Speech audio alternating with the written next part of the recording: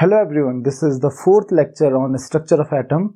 As you know, in previous lecture we were discussing nature of electromagnetic radiation and we have studied two theories. One was electromagnetic wave theory and other was Planck's quantum theory. And according to electromagnetic wave theory, the electromagnetic radiation behaves like a wave, while according to Planck's quantum theory, the electromagnetic radiation behaves like the small energy particles called quanta. Now, according to these two theories, the nature of electromagnetic radiation is different. Some of the properties of electromagnetic radiation can be explained on the basis of electromagnetic wave theories, like its reflection, then refraction, interference.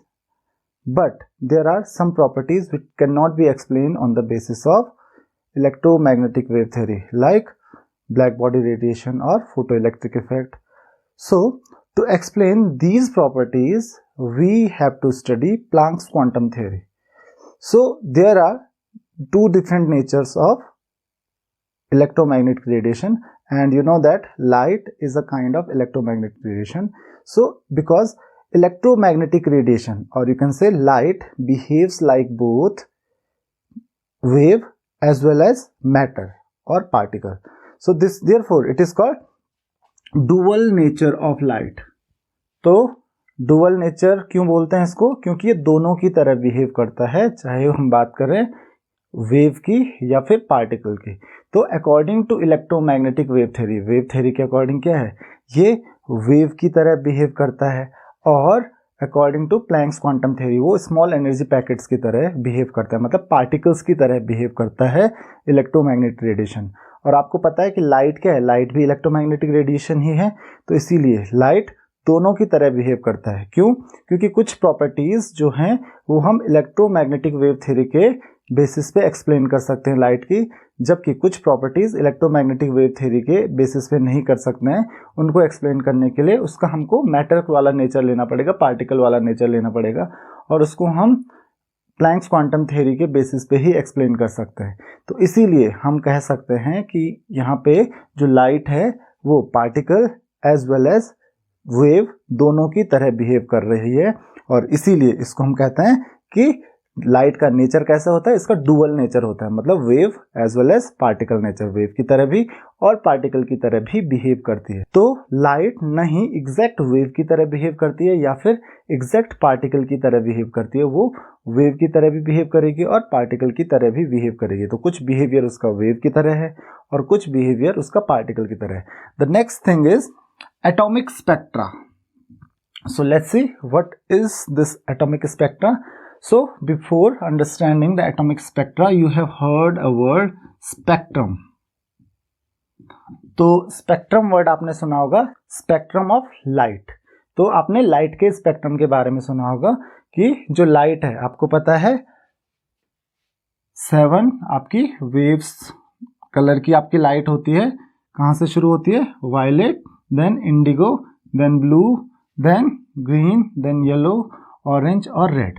अब ये 7 colour की different lights आपको कब मिलती हैं? जब भी आप किसी प्रिज्म के थ्रू, एक प्रिज्म है, इस प्रिज्म के थ्रू जब आप एक वाइट लाइट की बीम पास करते हो, तो वाइट लाइट की बीम अगर आप पास करोगे तो आपको 7 डिफरेंट कलर यहां से मिलेंगे. तो इन 7 डिफरेंट कलर में violet, indigo, blue, green, yellow, orange और रेड, ये 7 डिफरेंट लाइट्स मिलेंगी आपको. तो डिफरेंट कलर की लाइट्स मिलेंगी, और इसी बैंड को हम बोलते हैं, क्योंकि एक बैंड की तरह मिलता है. मतलब ये वायलेट से शुरू होगा तो शुरू में आपको वायलेट मिलेगा, फिर इंडिगो, देन धीरे धीरे वो ब्लू होगा, फिर ग्रीन होगा, येलो होगा, ऑरेंज होगा और रेड होगा. तो यहाँ पर आपको एक कंटिन्यूअस बैंड मिलेगा, और एक कंटिन्यूअस बैंड होता है जो लाइट का, इसी कंटिन्यूअस बैंड को हम कहते हैं स्पेक्ट्रम ऑफ लाइट.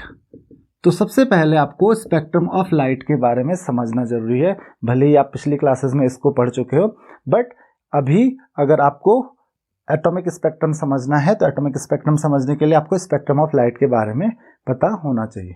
तो ये क्या है? ये कब होता है? जब हम व्हाइट लाइट पास करते हैं प्रिज्म के थ्रू.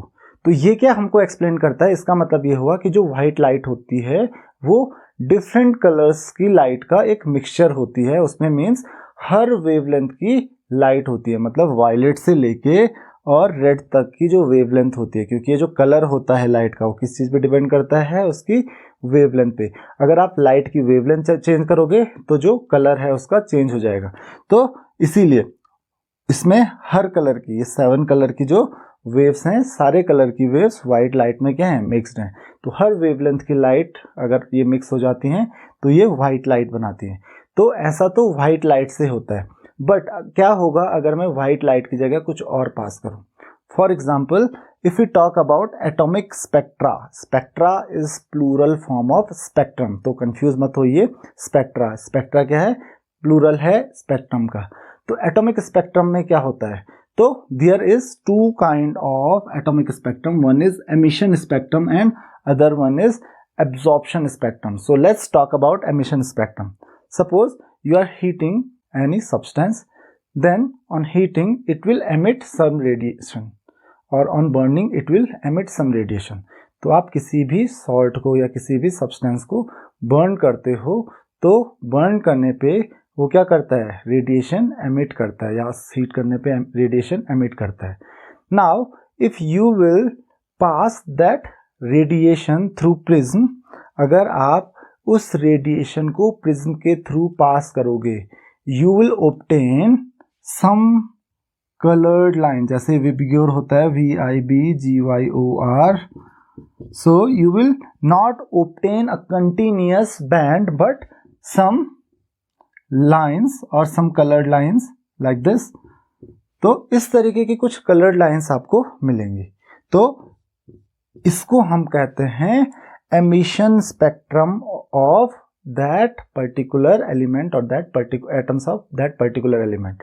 तो ये किसका एमिशन स्पेक्ट्रम हो गया, उस पर्टिकुलर एलिमेंट का जिसकी लाइट को आप पास कर रहे हो, कहाँ से, इस प्रिज्म के थ्रू।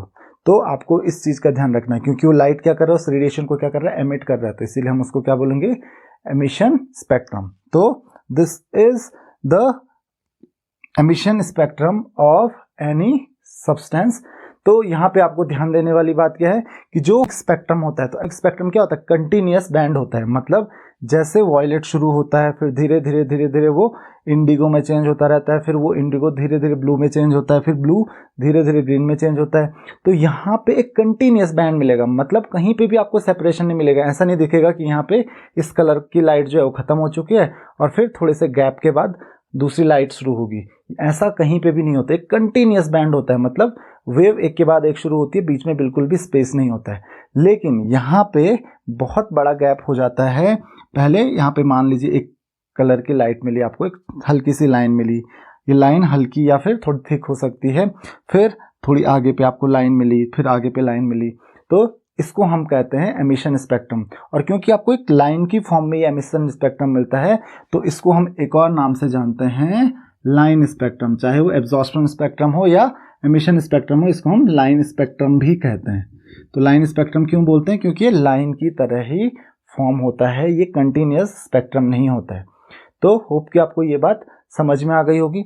दूसरा है absorption spectrum. Now when do you observe absorption spectrum, तो एब्जॉर्प्शन स्पेक्ट्रम आप कब ऑब्जर्व करोगे, जब कभी आप किसी भी सब्सटेंस के या किसी भी एलिमेंट के सॉल्यूशन के थ्रू कोई व्हाइट लाइट पास करते हो, तो ये क्या करता है, ये कुछ व्हाइट लाइट को क्या कर देता है, एब्जॉर्ब कर देता है।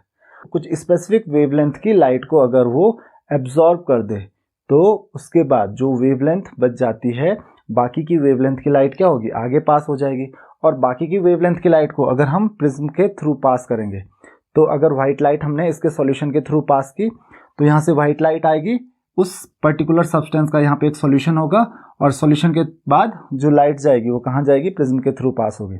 तो यहाँ पे आप अगर स्पेक्ट्रम देखोगे तो अगेन आपको कुछ ऐसा ही कलर दिखेगा, कुछ लाइंस दिखेंगी जैसे यहाँ पे दिखेंगी। तो this is called absorption spectrum, इसको हम कहते हैं absorption spectrum. Now what is the difference between emission and absorption spectrum?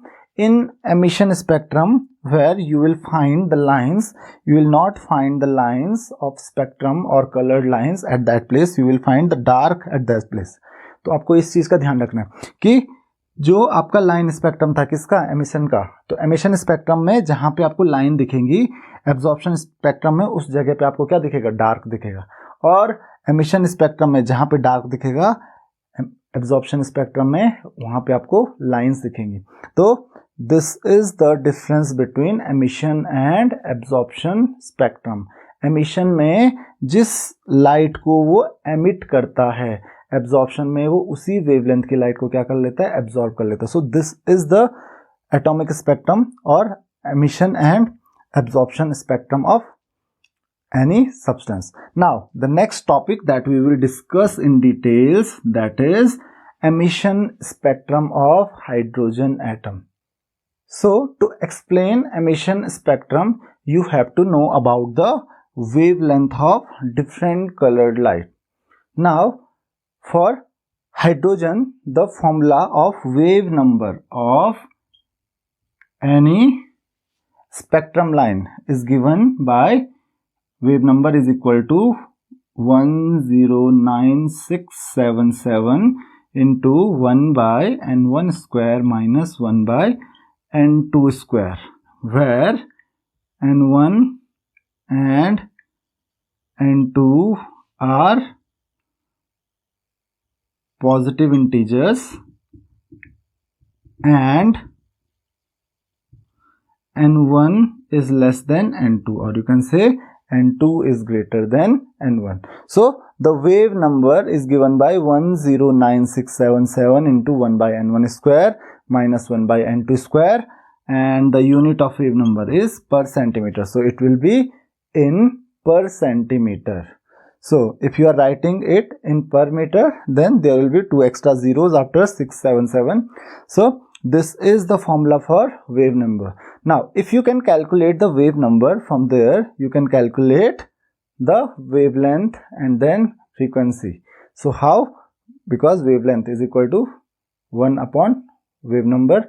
So from there you can calculate wavelength, and from c equal to nu lambda you can also calculate nu, that is frequency. So all you need to know is wave number of that particular spectrum. Now here n1 and n2 are two positive integers such that n1 is less than n2, or you can say n2 is greater than n1. So if n1, the value of n1 is 1, then the value of n2 will become 2, 3, 4, any value greater than 1. If n1 is 2, the value of n2 will become 3, 4, 5, 6 and so on.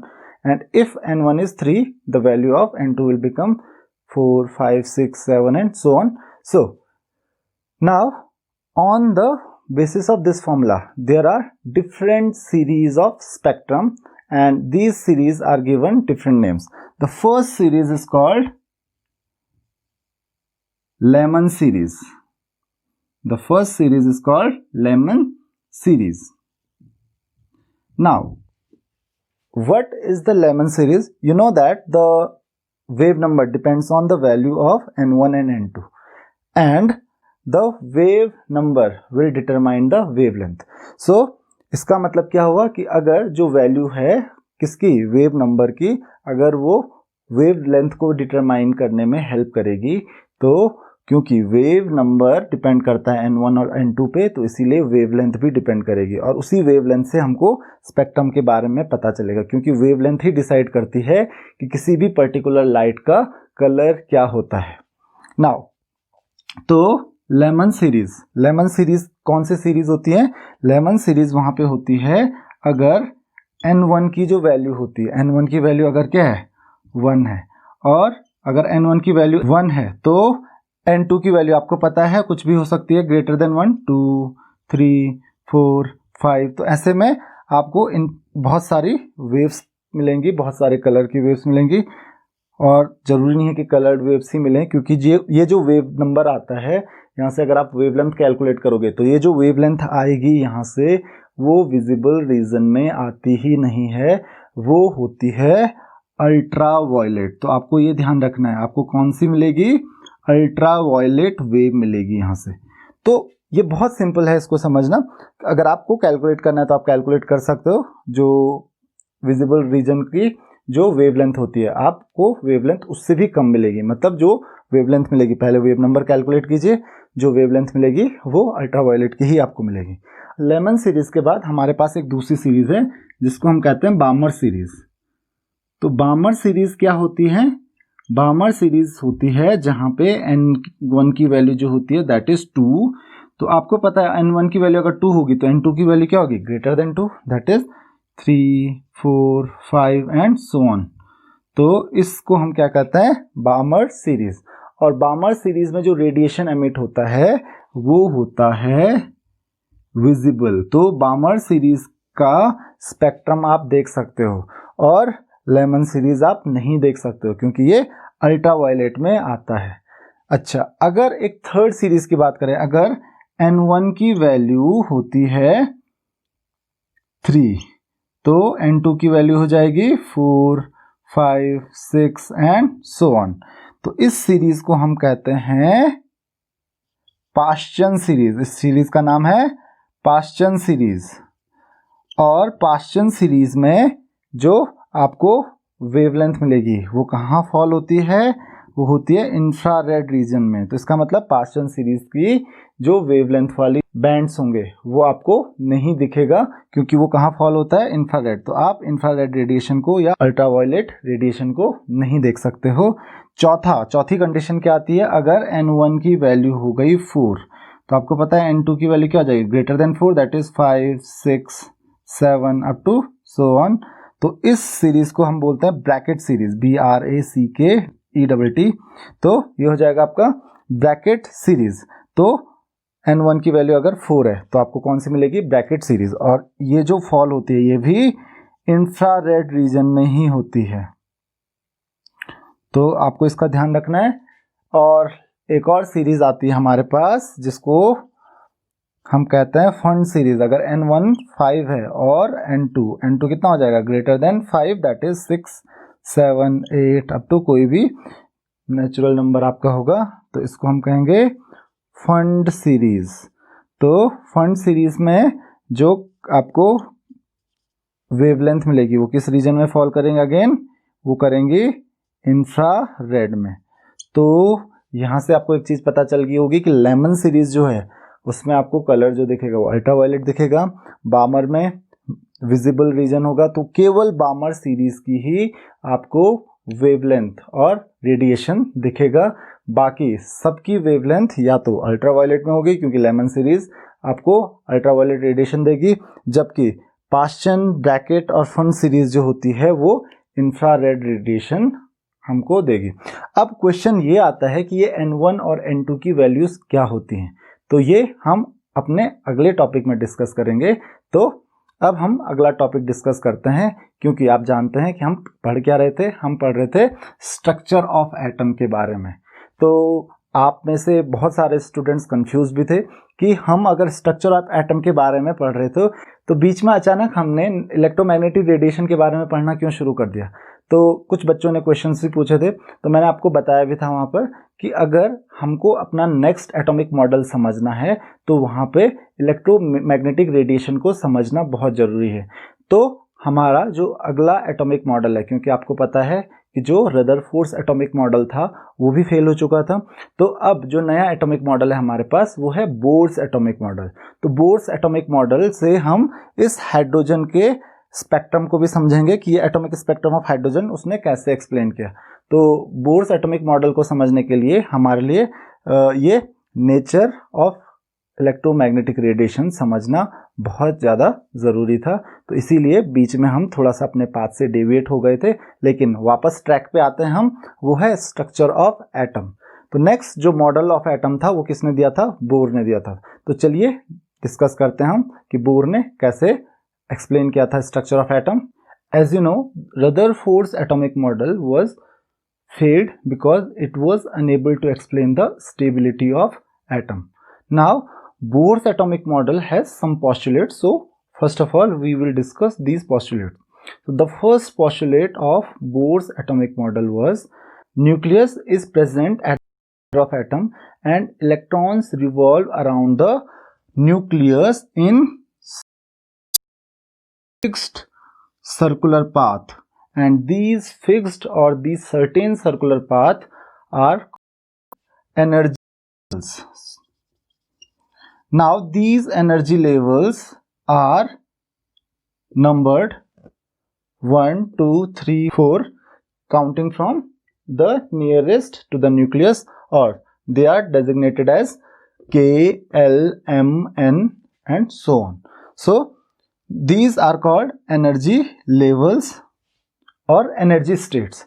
So this is the first postulate. So you have to remember that the electrons revolve around the nucleus in certain or definite circular paths. Means if this is first energy level and this is second energy level, there will not be any electron in between first and second. Electrons will either be in first energy level और in second energy level. तो इस चीज का आपको बहुत ज्यादा ध्यान रखना है कि अगर आपको ये लग रहा है कि जो रदरफोर्ड एटॉमिक मॉडल है वो भी कुछ इसी तरीके से है, तो रदरफोर्ड ने ये बात क्लियर नहीं की थी. रदरफोर्ड ने सिर्फ ये बताया था कि जो इलेक्ट्रॉन्स होंगे वो न्यूक्लियस के अराउंड रिवॉल्व करेंगे, लेकिन ये चीज बोर ने क्लियर की कि जो इलेक्ट्रॉन्स होंगे वो सर्टेन, वो किसी डेफिनेट सर्कुलर पाथ में रिवॉल्व करेंगे, और उन पाथ को उसने नाम दिया एनर्जी लेवल्स. तो अगर फर्स्ट एनर्जी लेवल में कोई इलेक्ट्रॉन मूव कर रहा है तो वो फर्स्ट एनर्जी लेवल में ही मूव करेगा, या फिर सेकंड एनर्जी लेवल में कोई इलेक्ट्रॉन मूव करेगा. ऐसा नहीं हो सकता है कि फर्स्ट और सेकंड एनर्जी लेवल के बीच में कोई इलेक्ट्रॉन मूव करेगा. या तो फर्स्ट करेगा, या तो सेकंड में रहेगा, या तो थर्ड में रहेगा, या तो फोर्थ में रहेगा. तो जो फिक्स्ड पाथ हैं उनके लिए, जो फिक्स्ड सर्कुलर पाथ हैं, उन्हीं पाथ में वो रिवॉल्व करेंगे. ऐसा नहीं कि उनका मन कर रहा है वो किसी भी पाथ में मूव कर रहे हैं, ऐसा नहीं होगा. तो ये डिफरेंस है. जबकि ये बात किसने क्लियर नहीं की थी? ये बात रदरफोर्ड ने क्लियर नहीं की थी. तो पहला जो पॉस्टुलेट है वो आपको ध्यान में रखना है. Then the second postulate, second is most important postulate because it will explain the stability of atom. So it says that when an atom is present in any energy level, it will neither gain nor lose energy.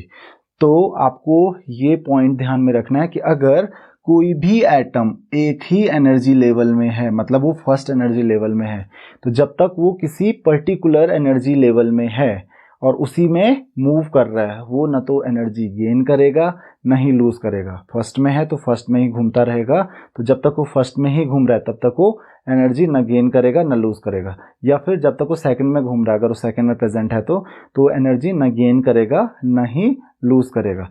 तो अब जो problem आ रही थी वो हमारी clear हो गई, क्योंकि अगर वो फर्स्ट एनर्जी लेवल में घूम रहा है, पहली चीज कि पाथ इलेक्ट्रॉन का डेफिनेट है. ऐसे ही इलेक्ट्रॉन कोई भी रैंडम सर्कल बना के नहीं घूमेगा, उसके लिए पाथ फिक्स्ड है कि भाई फर्स्ट एनर्जी लेवल ये है तो वो उसी फर्स्ट एनर्जी लेवल में होगा. सेकंड में होगा तो फिर वो उस पर्टिकुलर सर्कल में घूमेगा. फर्स्ट और सेकंड के बीच में कोई सर्कुलर पाथ अपनी मर्जी से बनाकर इलेक्ट्रॉन नहीं घूम सकता है.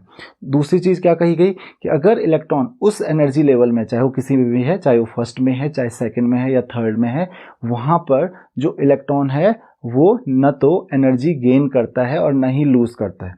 अगर वो एक एनर्जी लेवल से दूसरे एनर्जी लेवल में जाता है तभी वो एनर्जी गेन या लूज करता है. उसको हम अभी डिस्कस करेंगे, तो आपको ये ध्यान में रखना है. तो अब आपको पता चल गया कि अगर वो फर्स्ट एनर्जी लेवल में है, तो फर्स्ट एनर्जी लेवल में है तो वहां पे वो ना तो एनर्जी गेन करेगा और ना ही लूज करेगा. तो जब वो एनर्जी लूज ही नहीं करेगा तो वो ज्यादा क्लोज नहीं जा सकता है न्यूक्लियस के. So this is how the stability of atom is explained, because if electron is present in first shell it can not go any closer to the nucleus, so therefore it won't collapse with nucleus.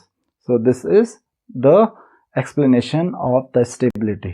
But now there are some more postulates. So one of them is the linear momentum of electrons is an integral multiple of h by 2 pi. So remember the linear momentum that is equal to, formula of linear momentum is equal to mvr, and that is equal to h by 2 pi. It says that integral multiple, so it will be n h by 2 pi, where n is an integer, so n is equal to 1 2 3 4 or so on. N represents the energy level. तो जो linear momentum होगा किसी भी electron का, उसके लिए एक formula है, इतना ही होगा। क्या होगा? इंटीग्रल मल्टीपल होगा h/2 पाई का। इंटीग्रल मल्टीपल मतलब h/2 पाई का कोई मल्टीपल होगा, मतलब h/2 पाई या फिर उसका डबल या फिर ट्रिपल, मतलब उसको किसी इंटीजर से मल्टीप्लाई करके जो वैल्यू आएगी वही कोई मल्टीपल होगा। तो आपको पता है यहाँ पे n 1 2 3 4 है, तो h/2 पाई का 1 टाइम 2 टाइम 3 टाइम्स या 4 टाइम्स इस तरीके से जो वैल्यू आएगी किसकी, लीनियर मोमेंटम की, कुछ ऐसी ही वैल्यू आएगी। तो इसके अलावा कोई और वैल्यू नहीं आएगी। So you can say that linear momentum is quantized. Now what is the meaning of linear momentum is quantized? तो ये टर्म बहुत ज़्यादा बार आती हैं, this is quantized, this is quantized. अभी हम एनर्जी की बात करेंगे तो वो भी क्वांटाइज्ड है। तो ये क्वांटाइज्ड वर्ड का मीनिंग क्या होता है? तो आपको हमेशा दिमाग में फिक्स रखना है कि जब भी ऐसे कुछ वर्ड्स आते हैं तो हमको क्या सोचना है, तुरंत ही हमारे दिमाग में क्या आना चाहिए। तो क्वांटाइज्ड का मतलब होता है कि जो वैल्यू होती है उस चीज़ की वो फिक्स्ड वैल्यू होती है, वो कोई कंटिन्यूअस वैल्यू नहीं होती है, वो कोई फिक्स्ड वैल्यूज होती हैं। तो जैसे कि अगर हम बात करें किसकी, MVR की, दैट इज लीनियर मोमेंटम, तो वो क्या आएगा, h/2 pi. Minimum value is h/2 pi. Now if the value of n is 2 then it will become 2h/2 pi, then 3h/2 pi. So you can say these are some values. Now अगर आप बात करो h/2 पाई और 2h/2 पाई, तो h/2 पाई की या फिर 2h/2 पाई हो सकती है। h/2 पाई और 2h/2 पाई के बीच में कोई भी वैल्यू नहीं हो सकती है। तो इसका मतलब ये क्या है, कुछ डिस्क्रीट वैल्यूज हैं। फिर 2h/2 पाई के बाद सीधी कौन सी वैल्यू आएगी, 3h/2 पाई। तो उसी तरीके से 2h/2 पाई और 3h/2 पाई के बीच की कोई वैल्यू नहीं आएगी। तो there are some discrete values, ऐसी ही कोई कंटिन्यूअस वैल्यू नहीं हो जाएगी। तो अगर आपको ये डिस्क्रीट वैल्यूज मिलती हैं किसी भी क्वांटिटी की, you can say that quantity is quantized. So this is quantized. ये जो लीनियर मोमेंटम है हमारा वो क्या है, क्वांटाइज्ड है। इलेक्ट्रॉन्स का लीनियर मोमेंटम क्या होता है, क्वांटाइज्ड होता है, क्योंकि इसकी कुछ डिस्क्रीट वैल्यूज होती हैं, न कि कोई कंटिन्यूअस वैल्यूज होती हैं।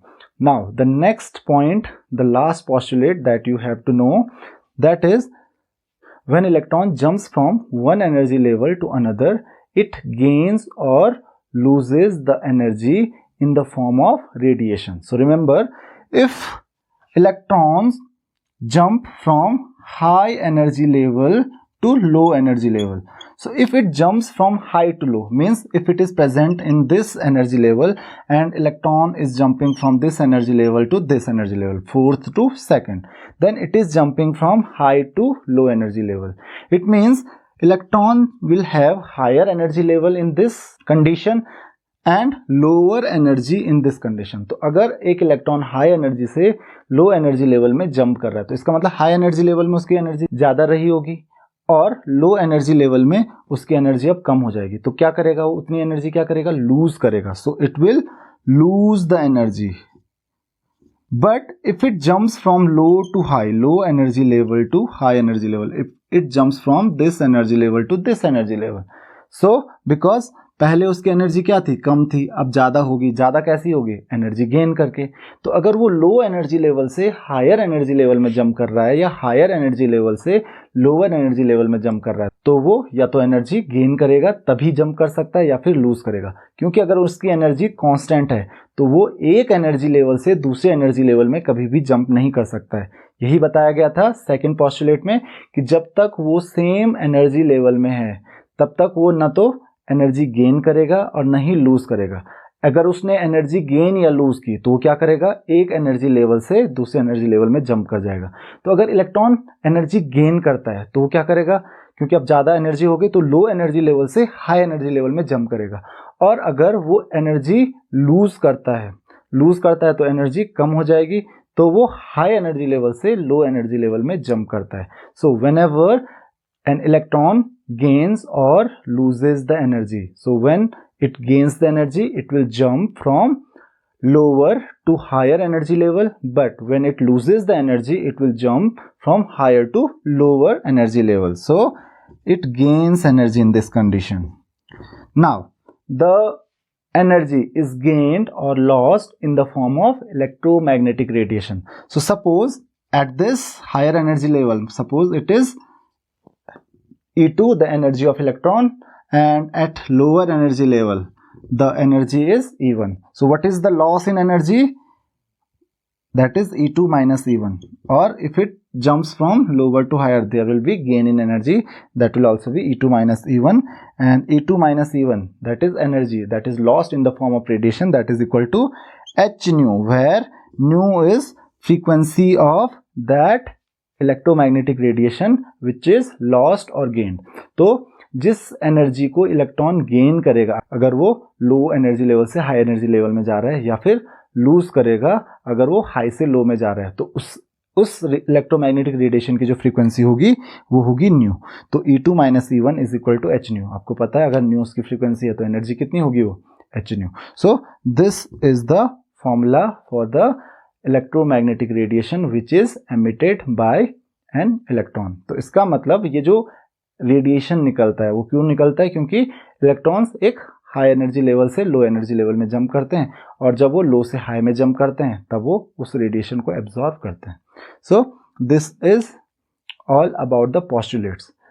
सो now we will discuss about the advantages of Bohr's atomic model.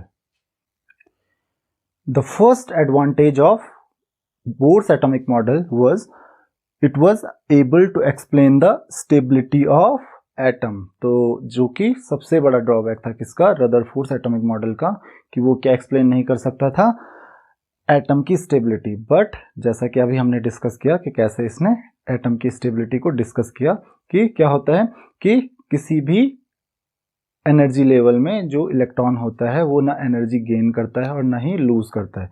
तो जब तक वो एनर्जी गेन या लूज नहीं करता है तब तक वो उसी एनर्जी लेवल में रहेगा. और मिनिमम एनर्जी लेवल जो पॉसिबल है that is the first energy level. तो उससे कम उसकी एनर्जी तो हो नहीं सकती, क्योंकि उससे लो कोई एनर्जी लेवल होता नहीं है. तो मिनिमम एनर्जी लेवल उसका फर्स्ट होगा, और उससे लो किसी एनर्जी लेवल में या किसी भी आर्बिट्ररी सर्कुलर पाथ में वो रिवॉल्व नहीं करेगा न्यूक्लियस के around. So this is how the stability of atom explained. और अगर वो किसी भी आर्बिट्ररी सर्कल में रोटेट नहीं करता है, क्योंकि अगर वो फिक्स्ड पाथ है उसका, तो वो कभी भी न्यूक्लियस के क्लोज नहीं जा सकता है, और अगर न्यूक्लियस के क्लोज नहीं जा सकता है तो वो कोलैप्स नहीं हो सकता है. So this is how we explain the stability of atom. Now इसके साथ साथ और भी बहुत सारे एडवांटेजेस थे, like the energy of electron in a particular orbit or in a particular energy level. आपको पता है इलेक्ट्रॉन किसी भी पर्टिकुलर एनर्जी लेवल में है, तो if it is represented by En is the energy of electron in nth energy level. अगर वो फर्स्ट एनर्जी लेवल है तो वो फर्स्ट n की वैल्यू वहाँ पे 1 हो जाएगी, सेकेंड एनर्जी लेवल के लिए n की वैल्यू 2 हो जाएगी. Now here that is given by 1/4 pi epsilon naught. Here the value of 1/4 pi epsilon naught is equal to 9 into 10 raised to power 9. Now the m is mass of electron. You know the value of mass of electron, that is 9.1 into 10 raised to power minus 31 kg. And E is charge of electron. We are talking about electron, so E is charge of electron. And H is Planck's constant. So if you are confused about any term, Planck's constant. Now this term is read as epsilon naught. इसको हम कहते हैं epsilon naught. तो epsilon naught जो होता है इसको हम कहते हैं permittivity of free space और electrical permittivity of free space. And the value of 1/4 pi epsilon naught is 9 into 10 raised to power 9. Now आपको m की वैल्यू ऑलरेडी पता है, so you know about this quantity, you know about this quantity, you know about this quantity. तो आपको h की value भी पता है, m की वैल्यू भी पता है, e की वैल्यू भी पता है, पाई की वैल्यू आपको पता ही है, और 1/4 पाई एप्सिलॉन नॉट की वैल्यू, क्योंकि यहाँ पे स्क्वायर है तो आपको इसका ध्यान रखना है, मैं आपको ऑलरेडी बता चुका हूँ. If you will put all these values you will get the value that will be equal to around 2.18 into 10 raised to power minus 18 and then divided by n square, and that will be in joule. So this is the value in joules. तो इतनी joule जो होगी वो energy होगी किसी भी electron की किसी एनर्जी लेवल में। अगर आप n की वैल्यू को इंक्रीज करते जाओ, हाँ एक और चीज कि ये जो वैल्यू होती है एनर्जी की दैट इज नेगेटिव। अभी हम डिस्कस करेंगे कि ये नेगेटिव क्यों होती है एनर्जी। नाउ तो ये जो एनर्जी होती है किसी भी एटम की, वो हाइड्रोजन के लिए ही ये फॉर्मूला होता है। ये एनर्जी जो होती है ये हाइड्रोजन एटम की होती है। बट अगर हमको किसी और एटम की एनर्जी कैलकुलेट करनी है तो हम क्या करेंगे, वहाँ पे एक और फैक्टर मल्टीप्लाई हो जाता है दैट इज एटॉमिक नंबर, और वो भी हम हाइड्रोजन लाइक स्पेसीज के लिए करेंगे जैसे He+ और Li2+, जिनमें केवल एक ही इलेक्ट्रॉन होगा। तो अगर जैसे हीलियम है तो उसके एटॉमिक नंबर के स्क्वायर से हम मल्टीप्लाई कर देंगे, मल्टीप्लाई बाय Z²। तो here Z is atomic number. So remember this thing, अगर हीलियम होता तो Z की वैल्यू 2 हो जाएगी, Z² विल बी 4। उसी तरीके से लिथियम होगा तो Z की वैल्यू 3 हो जाएगी एंड सो ऑन। तो ये जो एनर्जी होती है वो जूल में है।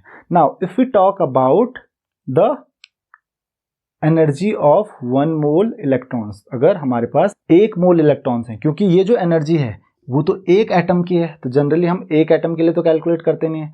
तो अगर 1 मोल की हम एनर्जी कैलकुलेट करें, so this number will be multiplied by 6.022 into 10⁻23 and that will be about 1312 by n² kilojoule पर मोल।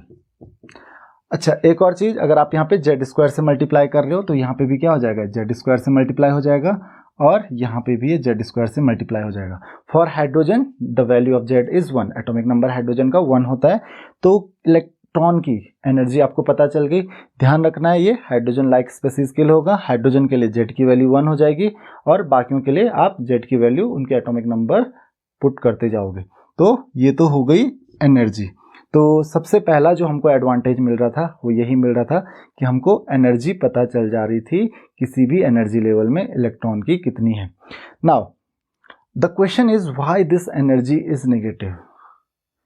मैंने जनरली जो एक्सप्लेनेशन देखा है स्टूडेंट से, तो उनको लगता है क्योंकि जो इलेक्ट्रॉन का चार्ज होता है, इलेक्ट्रॉन का चार्ज नेगेटिव होता है, उसकी वजह से शायद एनर्जी नेगेटिव होती है। सो ऐसा कुछ नहीं है, इलेक्ट्रॉन के चार्ज की वजह से उसकी एनर्जी नहीं होती है। Now it is considered that electron when it is present as a free electron, electron अगर फ्री इलेक्ट्रॉन की फॉर्म में है, मतलब वो किसी एटम के अराउंड रिवॉल्व नहीं कर रहा है, then its energy is considered to be zero. तब उसकी एनर्जी क्या होगी, जीरो होगी। फ्री इलेक्ट्रॉन मतलब वो एटम की किसी भी एनर्जी लेवल में नहीं है। तो कौन सी एनर्जी लेवल में, इसका मतलब इनफाइनाइट। इनफाइनाइट मतलब वो तो कहीं दूर होगा एटम से, तो वो फ्रीली मूव कर रहा है, वो एटम की एनर्जी लेवल में नहीं है। इसका मतलब इनफाइनाइट एनर्जी लेवल है वो। और अगर आपको पता है, अगर आप एन की वैल्यू इनफाइनाइट पुट कर दो तो एनर्जी ऑटोमेटिकली जीरो हो जाएगी। नाउ तो अगर वहां पे इसकी एनर्जी जीरो है और वहां तक कब पहुंचता है ये, एनर्जी गेन करके, तो आप खुद समझ सकते हो कि इसको जीरो तक पहुंचने के लिए एनर्जी गेन करनी पड़ेगी। इसका मतलब जब वो कुछ एनर्जी गेन करेगा तब उसके जीरो एनर्जी होगी। तो इसका मतलब उससे पहले उसकी एनर्जी क्या कंसिडर करेंगे हम, नेगेटिव ही कंसिडर करेंगे। तो that's why the energy of electron is considered to be negative. तो आपको इतना ध्यान रखना है, at infinity energy level, when the energy level is infinity, its energy is zero. तो इसी वजह से अगर वो किसी शेल में है और वहां से एनर्जी गेन करता है तब जाके उसकी एनर्जी जीरो होती है। तो इसका मतलब उससे पहले नेगेटिव ही रही होगी। तो that's why it is always taken negative, और जितना क्लोज होगा उतना ज्यादा नेगेटिव होगी, आप देख सकते हो यहाँ से। Then the next is radius of orbit. So this is also for hydrogen atom. अगर हाइड्रोजन एटम का हम रेडियस कैलकुलेट करें, किसी भी ऑर्बिट का, किसी भी एनर्जी लेवल का जो रेडियस है वो क्या होगा, तो that is given by 4πε0। So the value of 1/4πε0 is 9 into 10⁻⁹. So the value of 4πε0 will be 1/9 into 10⁻⁹. अगर आपको चेक करनी है तो ये वैल्यूज चेक करके देख लीजिए कि सेम आएंगी या नहीं आएंगी। Then the n is number of shell और energy level. Then h is Planck's constant, pi you know, m is mass of electron, and e is charge of electron. So if you will put the values, so you will get 5.29 into 10⁻⁻ 11 n square. This is in meter. So this is the value of radius of orbit. Now अगर यहाँ पे atomic number आता है तो then it will be divided by Z. So you know that for hydrogen the atomic number is 1. So it will be divided by Z. So this is the radius of orbit. Now if the value of n is 1 and the value of Z is 1, अगर आप n की value 1 put करो, मतलब first energy level की हम बात कर रहे हैं और Z की वैल्यू भी 1 है, तो Z की वैल्यू 1 किसके लिए होगी? हाइड्रोजन के लिए. So this will be equal to 5.29 into 10 raised power minus 11 meter, and that will be equal to 0.529 angstrom, and this is called Bohr's radius. तो अगर बात करें कि Bohr's radius होती क्या है, so the Bohr's radius is the radius of first energy level of hydrogen atom. Hydrogen atom की first energy level की जो रेडियस होगी उसको हम क्या कहेंगे? बोर्स रेडियस बोलेंगे. तो यहाँ से आप सिंपली समझ सकते हो कि अगर मैं Z की वैल्यू 1 रखता हूँ, Z की वैल्यू 1 मतलब एटॉमिक नंबर 1 किसका होता है? हाइड्रोजन का. N की वैल्यू 1 रखने का मतलब क्या है? फर्स्ट एनर्जी लेवल की हम बात कर रहे हैं. तो हाइड्रोजन एटम की फर्स्ट एनर्जी लेवल को हम कहते हैं, उसकी रेडियस को हम कहते हैं बोर्स रेडियस. तो इस चीज का आपको ध्यान रखना है. Now the first, second and third, three things are clear. The fourth is explanation of atomic spectrum of hydrogen. तो अभी हमने हाइड्रोजन का एटॉमिक स्पेक्ट्रम डिस्कस किया था. वहां पे हम वैल्यू रख रहे थे n1 equal to something, n2 equal to something, then अलग अलग तरीके के हमको लेमन सीरीज, बामर सीरीज मिल रही थी. ठीक है.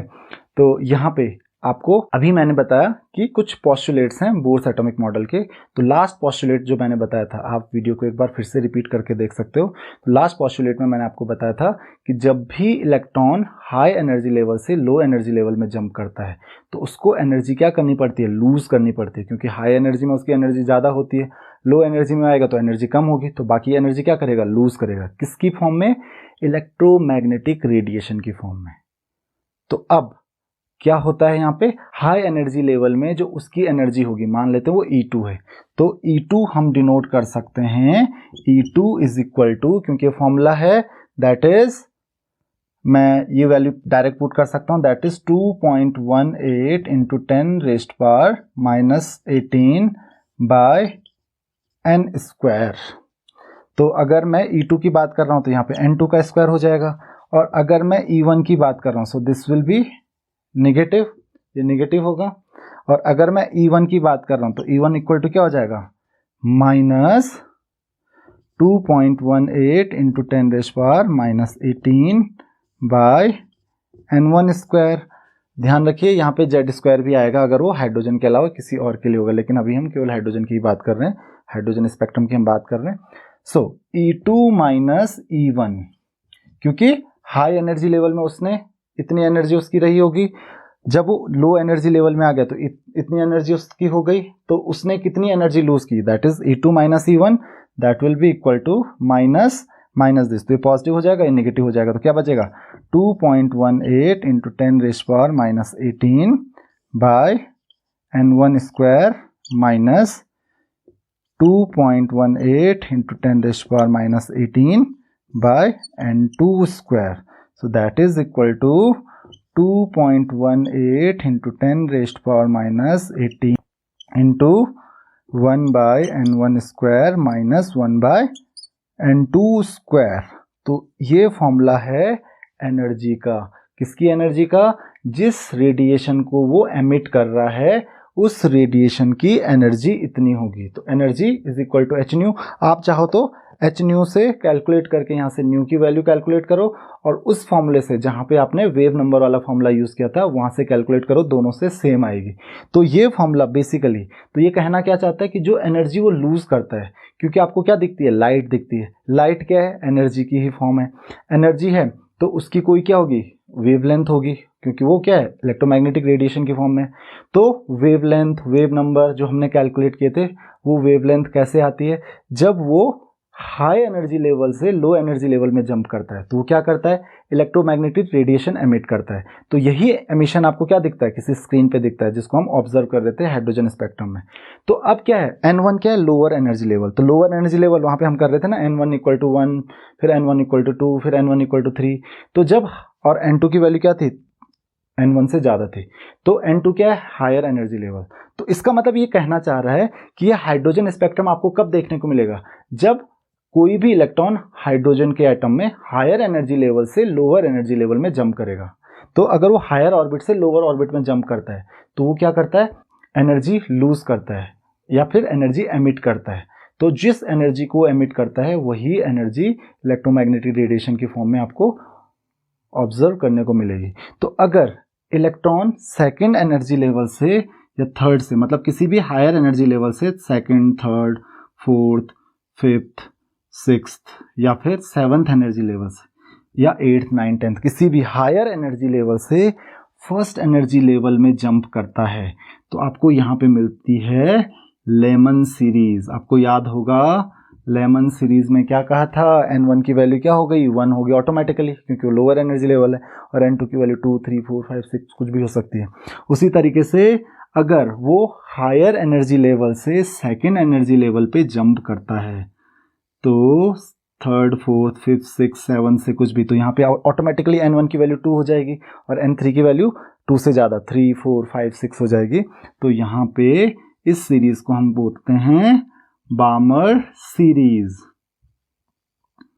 उसी तरीके से अगर वो हायर से थर्ड में जंप करता है तो दिस इज कॉल्ड पाश्चन सीरीज। अगर वो हायर से फोर्थ में जंप करता है this is called Brackett series. और अगर वो हायर से फिफ्थ में जंप करता है तो हम इसको कहते हैं फुंड सीरीज। तो आपको पता चल गया, हायर से फिफ्थ में जंप करता है, फिफ्थ मतलब क्या हो गया, लोअर एनर्जी लेवल, और हायर एनर्जी लेवल 6, 7 कुछ भी हो जाएगा। तो यहाँ पे E1 की वैल्यू क्या हो जाएगी 5, E2 की वैल्यू 5 से ज़्यादा। अगर ब्रैकेट सीरीज होगी तो ब्रैकेट सीरीज में तो यहाँ पे N1 की वैल्यू क्या हो जाएगी 5 और N2 की वैल्यू 5 से ज़्यादा। ब्रैकेट सीरीज में N1 की वैल्यू 4 और N2 की वैल्यू 4 से ज़्यादा। देन पाश्चन सीरीज में N1 की वैल्यू 3, बामर सीरीज में N1 की वैल्यू 2 और लेमन सीरीज में N1 की वैल्यू 1। तो अब आपको पता चल गया होगा कि ये 1, 2, 3, 4 कहाँ से आते हैं। तो this is how the spectrum of hydrogen was explained. So this is all in this lecture. In next lecture we will discuss the drawbacks or the limitations of Bohr's atomic model, and one more atomic model which will replace the Bohr's atomic model. So if you have any queries you can ask your questions in comment box. Thank you very much.